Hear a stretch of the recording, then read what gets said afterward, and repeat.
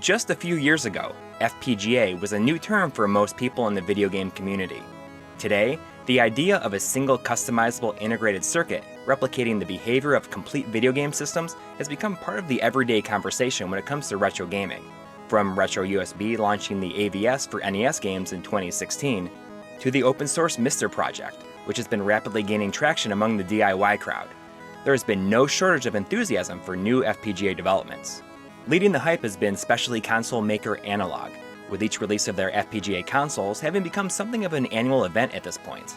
Following in the footsteps of 2018's Super NT is Analogue's first FPGA system to focus on playing games for Sega consoles over HDMI. So let's take a closer look at the Mega Sg.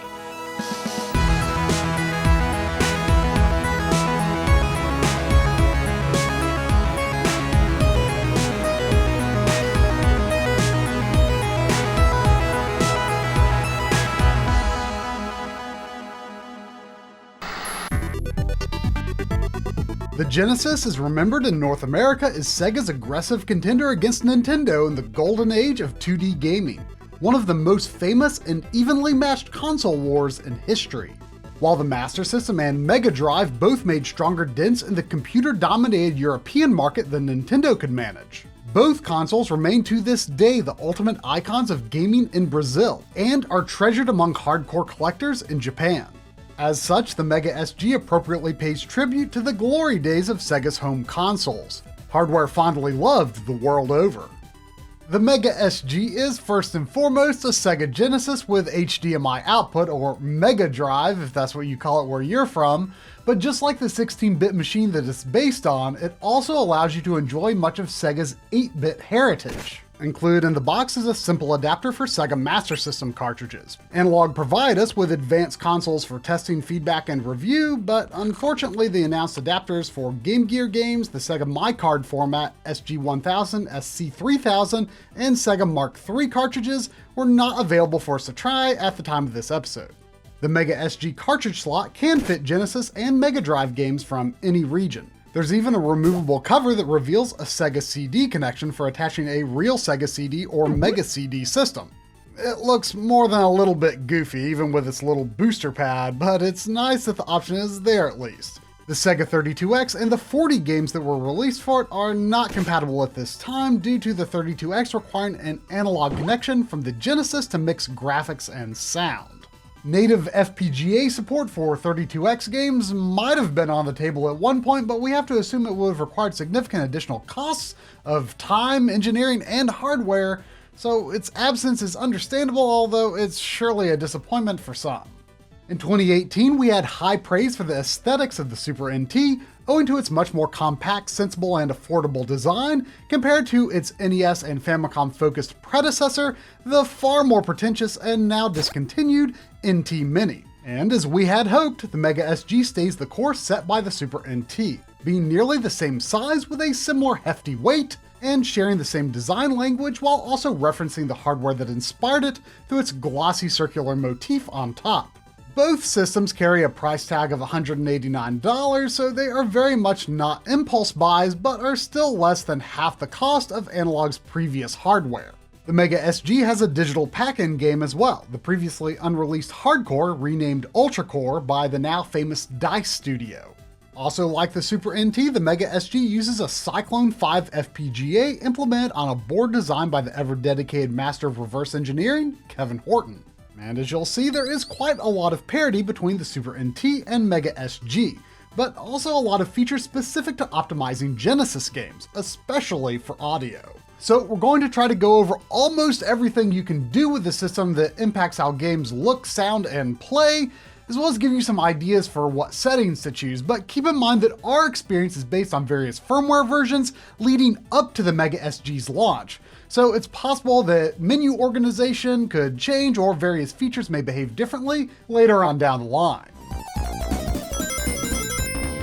The video settings menu will look very familiar to anyone who's used a Super NT. For the most part, we'll be using 1080p at 60Hz, but 480p, 720p, and 50Hz modes are also available. If you have a 4K TV, the quality will depend on your TV's method of upscaling these resolutions, but we both feel that the Mega SG looks really good on our 4K LG OLEDs. The screen size menu is a set of limited options for those who don't have any desire for granular scaling controls. The default 4.5x height and 4:3 aspect ratio 416:9 displays should satisfy most users. 5x will fill the screen more, but some gameplay information may be cut off at the top or bottom. However, don't be afraid to zoom up to 5x for any and all Master System games because they will never overshoot the 1080p screen space. The 4:3 aspect ratio is the safest choice, but the answer isn't necessarily so cut and dry when it comes to Genesis games. We'll explain why when we get to the advanced video settings. And by the way, if you're running a Master System game, any settings you change and save will not overwrite your preferences for Genesis games, so don't be afraid to optimize based on whichever system you're playing. The Scalers menu offers the typical assortment of lightweight smoothing filters if you're into that kind of thing. But don't expect any advanced heavy processing filters like in emulators through RetroArch or anything like that. But the most important thing in the Scalers menu are the toggles to disable horizontal and or vertical interpolation. By default, both axes are interpolated, which is not a bad thing in most situations. Think of this sort of interpolation as being like anti-aliasing for pixel graphics. Its purpose is to soften the image just enough to smooth over uneven pixels to prevent visible shimmering as the screen scrolls, while still trying to give an overall sharp presentation. Interpolation is by no means a guaranteed feature in retro products or compilations, so we're grateful that the Super NT's excellent scaling engine has been ported over here. From a normal viewing distance, it should not be terribly obvious that any softening has been applied, and in most cases you should see no scrolling shimmer. Of course, there's also the Scanlines menu, which many people consider essential to the retro game experience. Normal scanlines are simple dark lines that pass between every pixel row. Hybrid scanlines are thicker when running through dark colors and thinner when running through light colors to simulate a CRT television's bloom effect. Both types of scanline overlays appear lighter when the depth slider is on the left and darker when pushed toward the right. And this is important: if you're using scanlines, you must set your screen sizing to 4x height or 5x height, or else the scanlines will appear uneven. And as is the case with almost every piece of retro game upscaling tech, scanlines arguably look a fair bit more impressive when the system is set to 720p instead of 1080p, and the softer feel is certainly a bit truer to a CRT experience. If you think the scanlines are darkening the image too much, well, it's about time we got to the fun stuff by hitting the advanced mode toggle. Among several other things, this reveals a color menu wherein you can adjust the gamma for any color for whatever reason you might have to do so. Bringing them all up just a bit can compensate for the darkened image when using scanlines. And if you want to use the RGB limited range mode, you may need to save your settings and restart the system for it to properly take effect. You should only need to mess with this setting if colors don't seem like they should. For instance, if black is dark gray instead of black, or if darker colors are being crushed to black on your screen.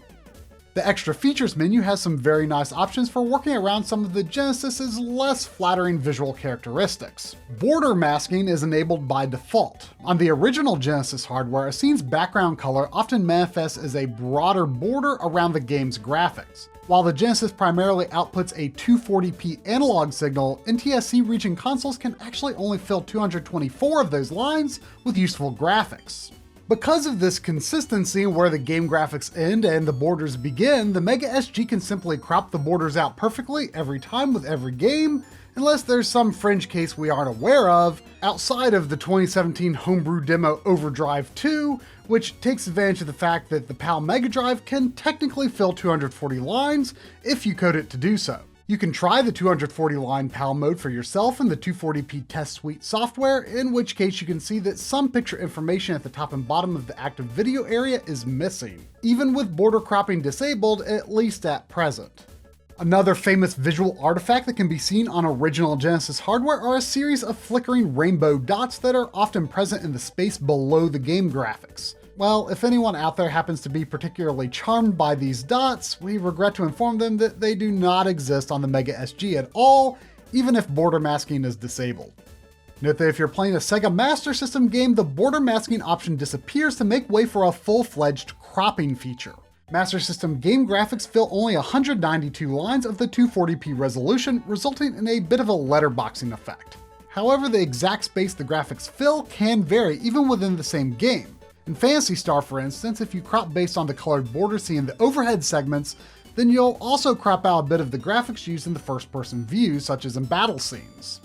Here are some cropping settings that we found to work well for most Master System games we tested, but in some cases such as Rambo First Blood Part 2, you may not want to crop the left side at all. Back to the Genesis side and the extra settings menu again, here's a feature that will get a lot of people very excited: dither blending.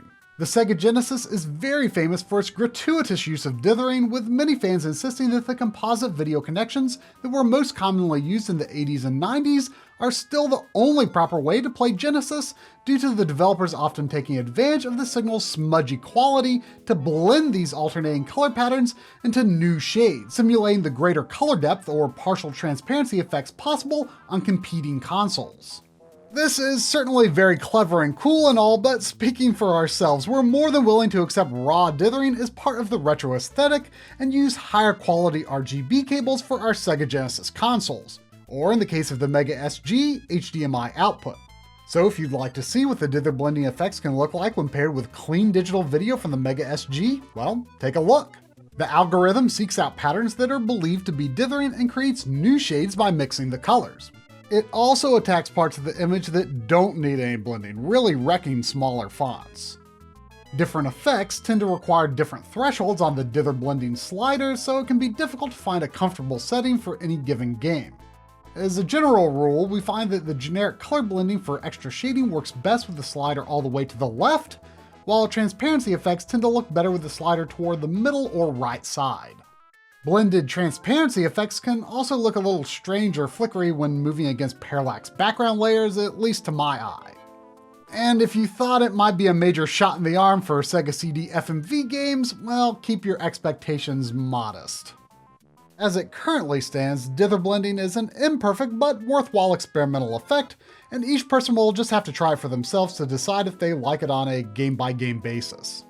Interestingly, at this time, the extra features menu has no option for increasing the sprite limit, which is a feature present on the NT Mini and Super NT that can eliminate sprite flicker when too many sprites are present on one scanline. While this can manifest on the Genesis and by extension the Mega Sg, it is generally a much rarer occurrence on 16-bit hardware compared to 8-bit hardware. If you were paying attention, you may have noticed that Advanced Mode has replaced the screen size menu with width and height. This is where the real fun is, but first we have to explain a bit about the video modes that the Sega Genesis hardware can use.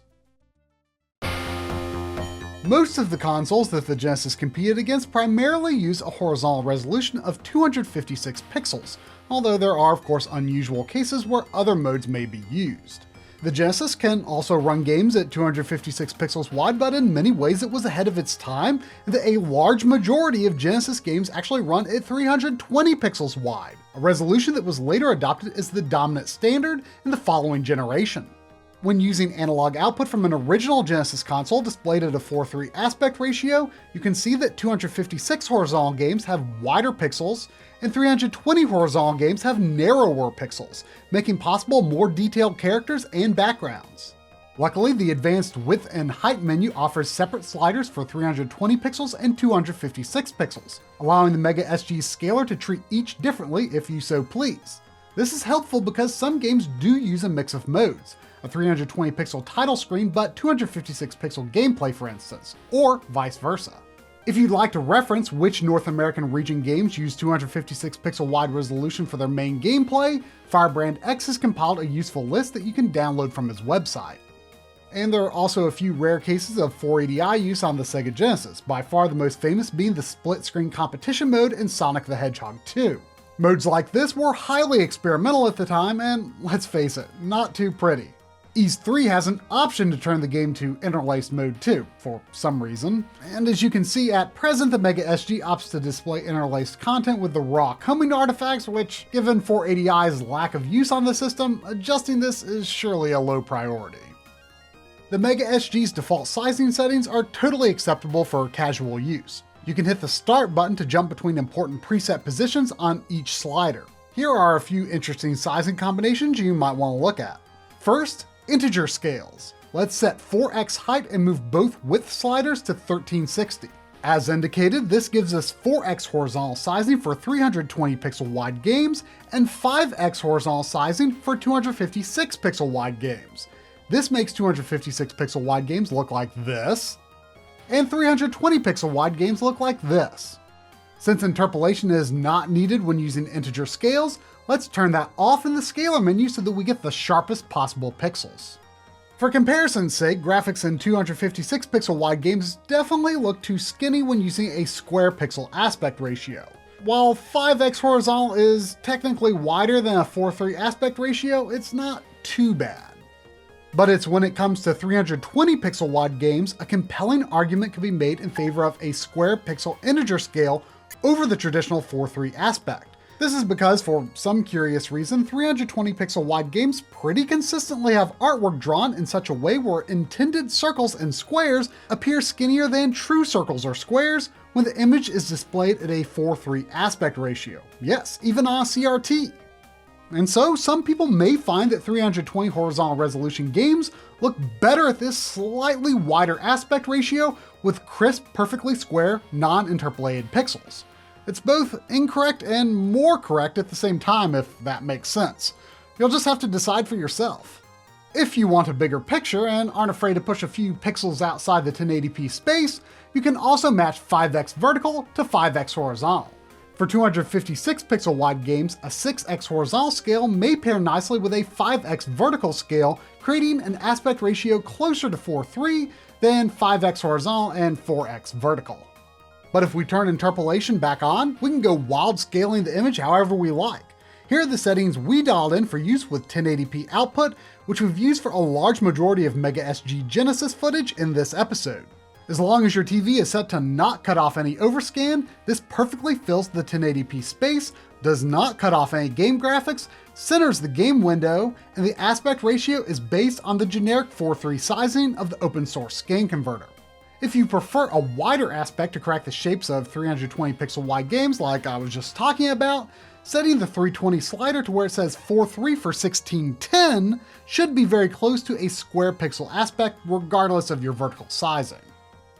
While the interpolation of the Mega SG is very good, how well it works can depend on your screen size setting, so if you do happen to spot a distracting bit of shimmer, feel free to bump the horizontal width a notch or two in either direction to change the interpolation phase, which should solve your problem. As with the basic sizing settings, there's no need to use anything less than 5x for Master System games, which means you can also use Scanlines and disable vertical interpolation with no negative effects. You might just want to use the 4:3 marker on the slider, or since Master System games run at a horizontal resolution of 256 pixels, a 6x integer scale can get you that close enough aspect ratio, and then you can just forego interpolation altogether. The last advanced video feature that we need to talk about are the buffer modes, although these are not really video features because they control the speed at which the entire system runs. As has been the case with previous FPGA consoles by Analogue, the hardware speed has been minimally tweaked so that every frame update can match an even 60Hz output, presumably for maximum compatibility with digital displays. This is because, as is the case with many consoles of the Analogue era, the NTSC Master System and Genesis don't output perfectly on-spec frame rates, but rather something most video processors identify as 59.91 Hz. The default buffer mode is called Zero Delay, which speeds up the games to an even 60 Hz, matching the Mega SG's HDMI output and resulting in no lag other than whatever your TV or monitor might cause. If this speed discrepancy gnaws away at your soul and keeps you up at night, then you might be interested in trying the fully buffered mode. The idea here is that the Mega SG is supposed to run at the same speed as original hardware, with the trade-off being that lag per frame varies between 0 and 1 frames of lag, while one duplicate frame appears every 13 seconds, which some people might occasionally notice and others won't. The single buffer mode, by comparison, is apparently even less lag, but an unsightly screen tear rolls down the screen every 13 seconds instead of displaying a duplicate frame. So it's a really tough choice between fully buffered and zero lag modes. I mean, we're talking an extremely minuscule speed difference, but I totally get that thought in the back of your head that reminds you it's not exactly the same as the real thing.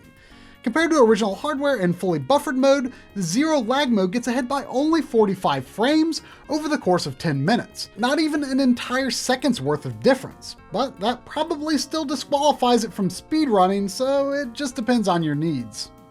We do hope that Analogue's analog adapter, which they are still promising is coming, will coincide with new system options to allow the true original system speed, which is the case when using analog output instead of HDMI with NES games on the NT Mini.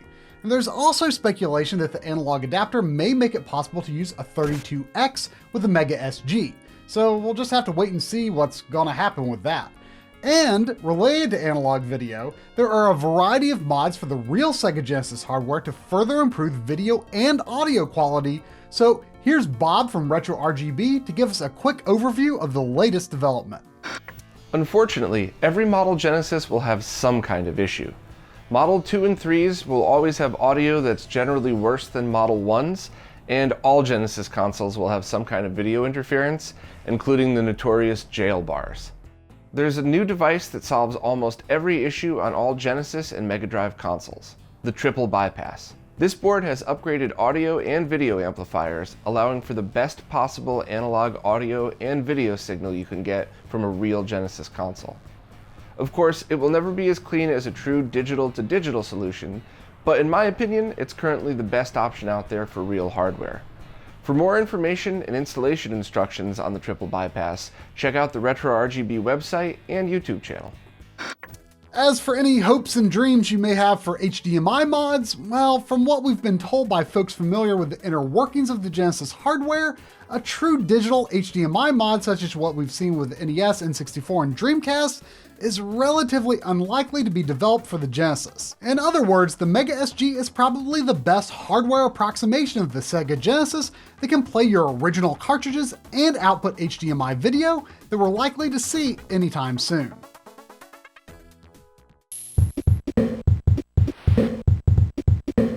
Alright, it's looking good, right? But how does it sound? Many Sega aficionados insist that the distinctive Genesis sound has so much more personality and character than the competition, but it also proved challenging for many composers. In the right hands, you could get something like Revenge of Shinobi.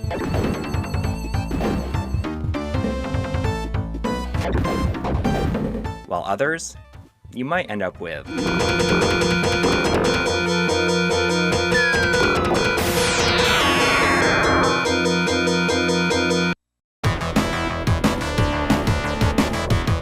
The Sega Genesis uses a Yamaha FM synthesizer to generate its signature sound, making it one of the last major home consoles to use true chip tunes. Additional sound effects are generated by an integrated PSG, or Programmable Sound Generator. One thing is for certain, reproducing accurate Genesis audio can be an absolute beast to wrangle, even with newer technology. Muddying the situation even more is that only certain Genesis board revisions are considered to have ideal audio quality. The main difference in sound quality comes down to the use of two different sound synthesizers over the lifespan of the system. Early systems used a discrete Yamaha YM2612, while later models employ an ASIC Yamaha YM3438.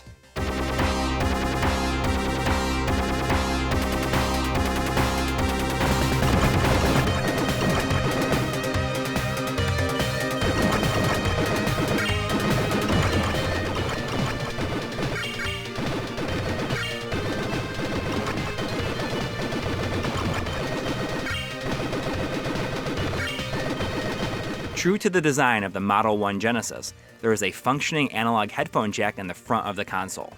While it might feel a bit unnecessary in this day and age, it's a welcome nod to the original and could be useful for musicians or fans of analog amplifiers. You can adjust the headphone volume and impedance levels to suit your needs.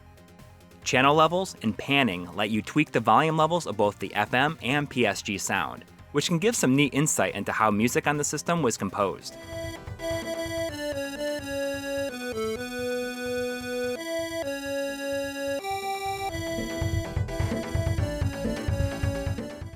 A -3 dB output cut is enabled by default, which is mainly aimed at players using soundbars or monitor speakers. Overall, the audio output of the Mega Sg seems to be a bit quieter than the original hardware, so it's hard to say how many people will need this feature. The Enable Cartridge and CD Audio option activates expansion audio from devices like an EverDrive or the Powerbase Mini FM, as well as the CD audio from an attached Sega CD. For the most part, the Sega CD audio sounds nice and clean, particularly in our Model 1 Sega CD units. But I do hear occasional audio pops in certain FMV games when using my Model 2 Sega CD. This doesn't happen when paired with a real Sega Genesis system.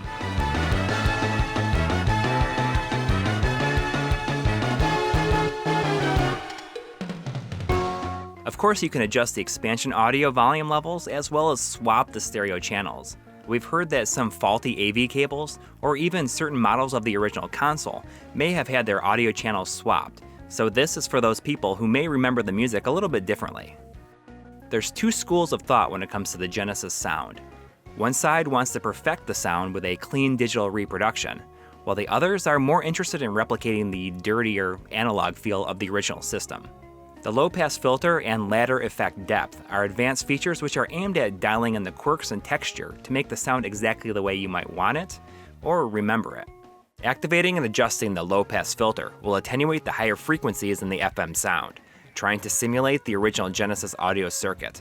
This setting previously applied a brick wall filter, which didn't quite achieve the desired effect.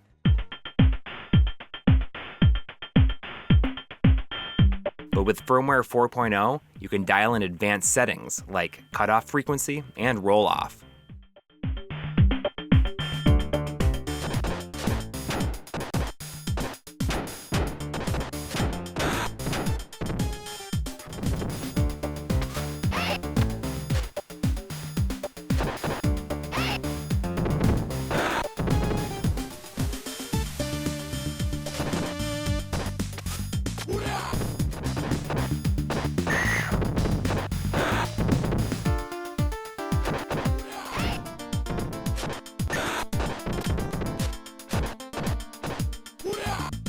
Ladder effect depth refers to the noise in the audio, an important characteristic of the original sound. In some games, this was used to give extra depth and texture to the audio, and is apparent in games like Afterburner 2 and Thunder Force 2.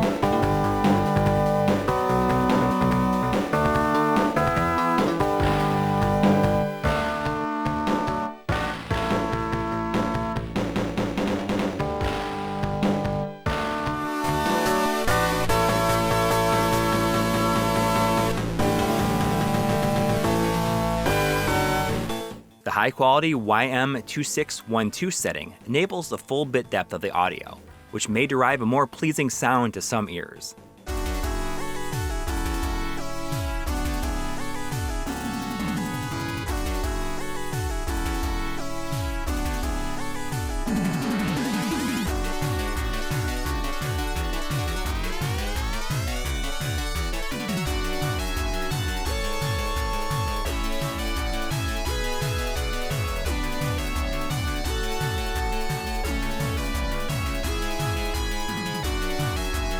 The YM2612 waveform setting modifies how the FM audio is synthesized for some fun experimentation.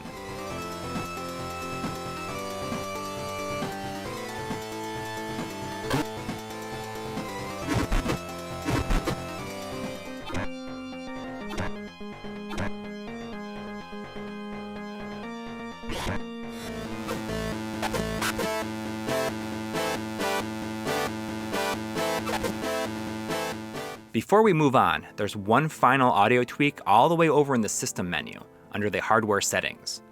The YM3438 busy behavior toggle. This very specific option replicates certain compatibility quirks that cropped up as the sound hardware changed. The two most common examples of this are Earthworm Jim and Hellfire, where the music plays at different speeds depending on the console revision. You can toggle this on and off and hear the differences in real time. Pretty neat.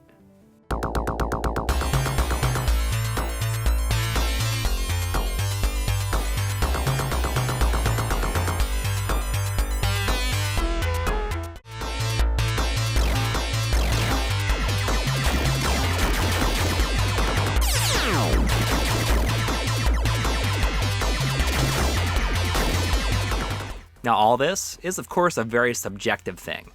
Without a doubt, audio is the most important challenge for the Mega Sg to overcome in order to pass muster for the most discerning Genesis enthusiasts. Hopefully all these controls give most people the tools that they need to be happy with the system's sound. And we hope that it can be refined even more once the hardcore Genesis audiophiles really put it through its paces and provide Analogue with further feedback.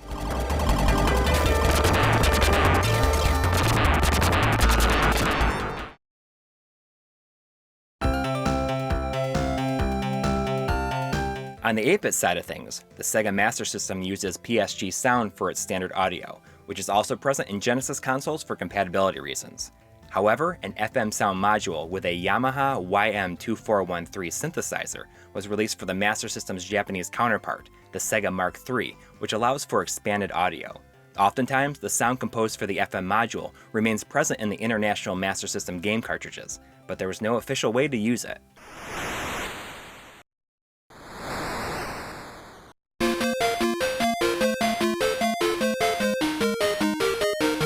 To access the FM sound hidden in many of your Master System cartridges, simply go to the Core Settings menu and tick the YM2413 box.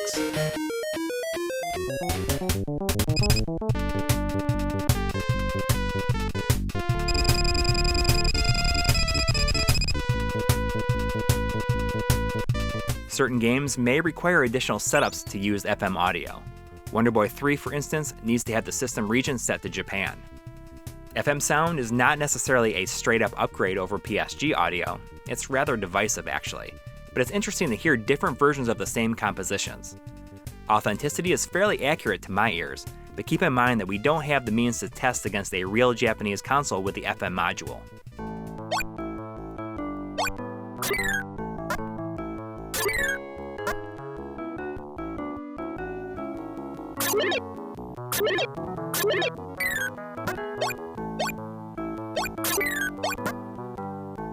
There's other ways you can listen to the Master System FM sound through the Mega Sg if you enable cartridge audio in the audio settings menu. The Powerbase Mini FM by DB Electronics is a Master System adapter for the Sega Genesis that actually uses a real embedded YM2413 chip that generates FM sound and passes it to the console through the cartridge port. The Mega EverDrive X7 can do the same thing through an emulated FM sound function. However, with the Powerbase Mini FM in particular, you may hear a bit of hiss due to the noisy nature of the YM2413. Similar to the Game Boy CPU noise that can be heard when passing unattenuated Game Boy audio through to a Super NT.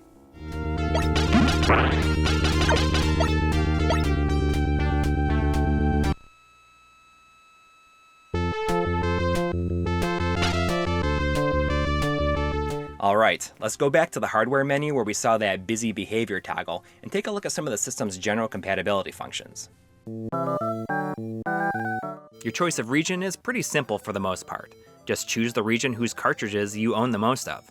While North American Genesis consoles can't physically fit Mega Drive games without modification, some later generation games also have software-based region protection, such as Monster World 4, which blocks you from playing by displaying an error message.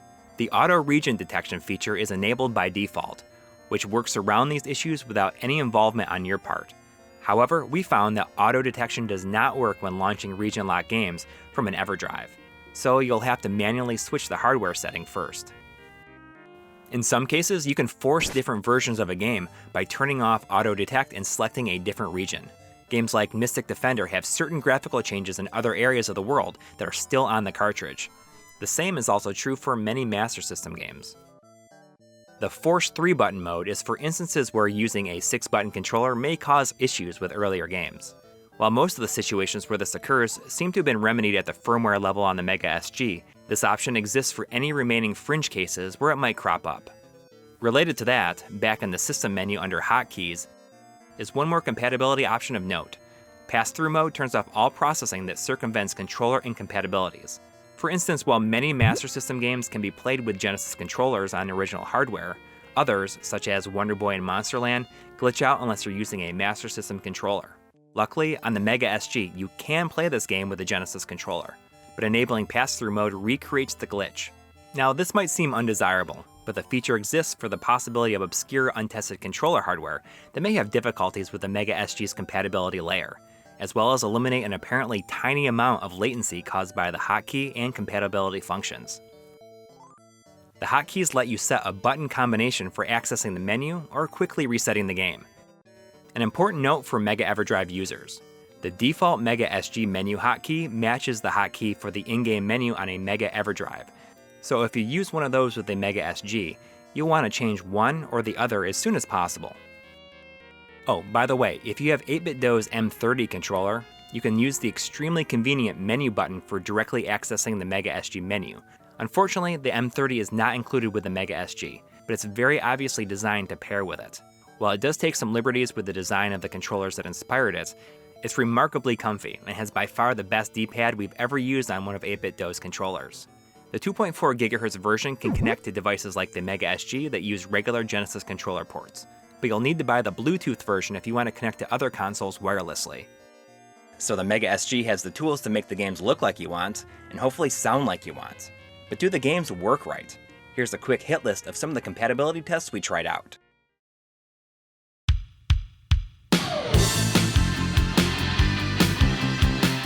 We've already mentioned EverDrives in passing, but I can confirm that the Mega EverDrive X7 works like a charm and will boot Genesis, Master System, and even SG-1000 games.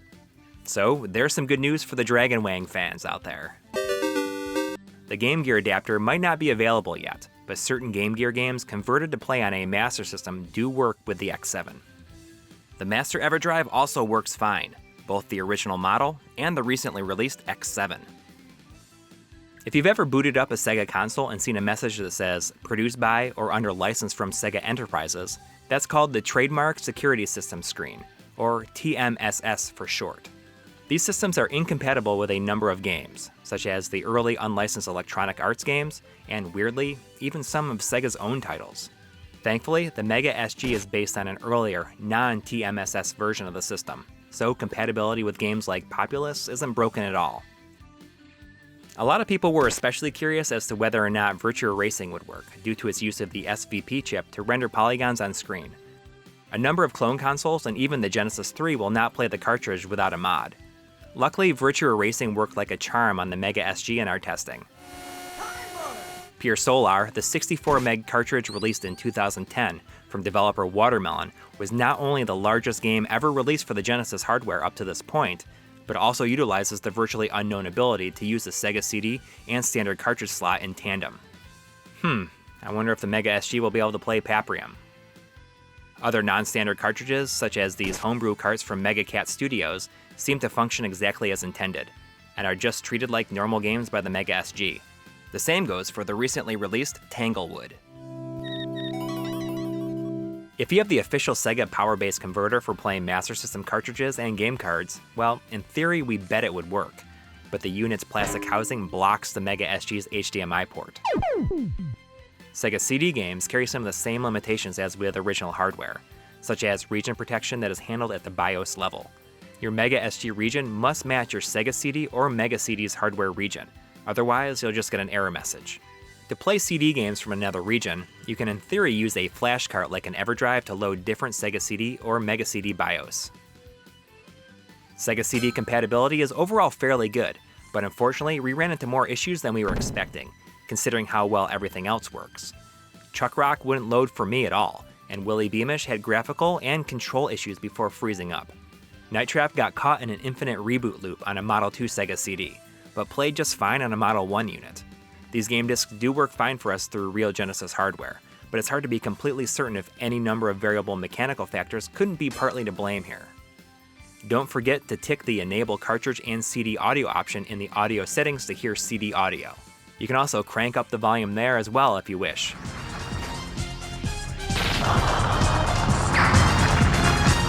Sega CD peripherals, such as the official and DB Electronic versions of the RAM cart, function just as they should. Some Master System games, such as Zillion, will not boot if you have your Mega SG connected to a Sega CD. However, I found that rather than physically disconnecting the Mega SG from the Sega CD, a more convenient workaround for this incompatibility is simply to unplug the power supply from the Sega CD system. Other than the Sega CD problems, all compatibility issues that we came across during our pre-release testing have already been solved with firmware patches.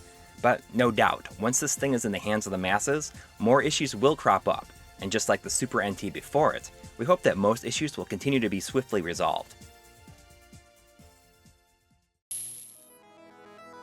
Ultimately, yes, FPGA hardware is a sort of emulation. Hardware-based emulation, which tends to cause arguments over semantics and technicalities between hardware fans and software emulation fans, trying to tear down each other's preferred method of playing. And I think these squabbles boil down to misunderstandings of why a person might choose one method over another. From my personal perspective, an FPGA or other hardware-based solution that's configured by trusted engineers like Kevin Horton with proven track records are appealing because of their predictable hardware environment. Regardless of whether a system like the Mega SG is 100% true to the original hardware or only 99.5% accurate, you can still count on it to behave the same way every time without the unknowable compounding factors of emulation running in a software environment. Software emulation, of course, has its own perks in resolution and accessibility, so the choice of hardware or software simply comes down to each person's priorities. Important work is being done in both the hardware and software sides of retro gaming, with new developments in each field helping to advance the other.